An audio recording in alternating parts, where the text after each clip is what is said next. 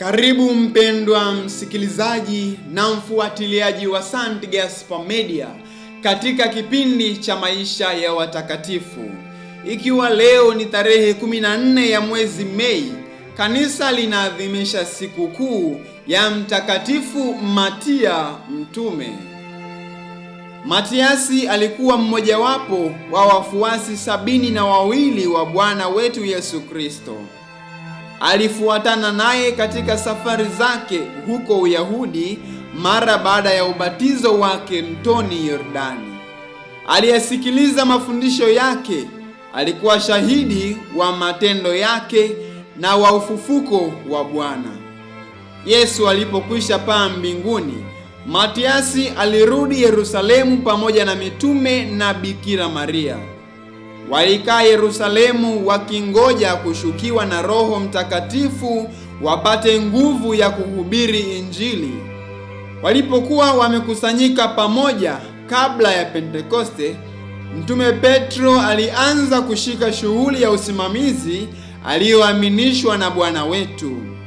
Aliwaelekeza mitume kwamba wanapaswa kumteua mfuasi mmoja ashike pahali pa Yuda yule mtume aliyejinyonga.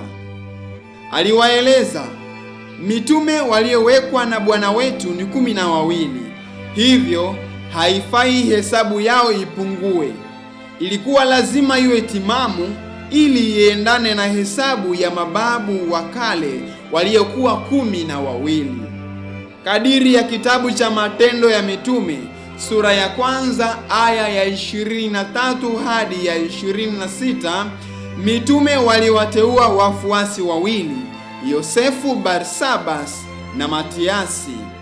Walisali wakimwomba Mungu awaoneshe ni yupi kati ya watu hao aliyemchagua awe mtume.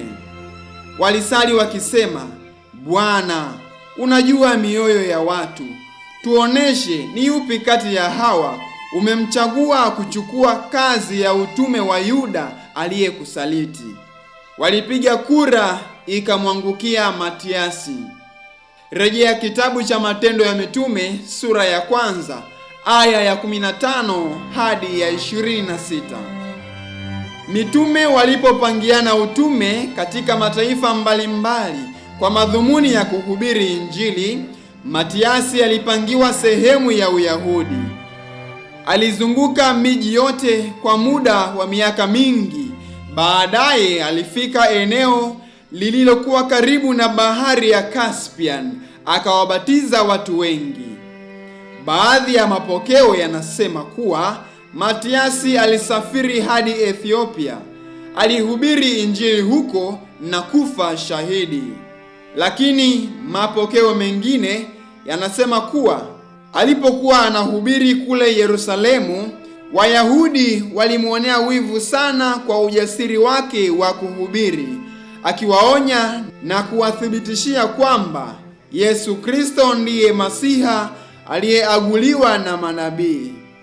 Baadhi ya Wayahudi walimpinga vikali na kumsumbua kadiri walivyoweza, na hatimaye walimpiga mijeredi na mwishowe wakamuua na kumkata kichwa. Itukuzwe damu ya Kristo! Milele amina.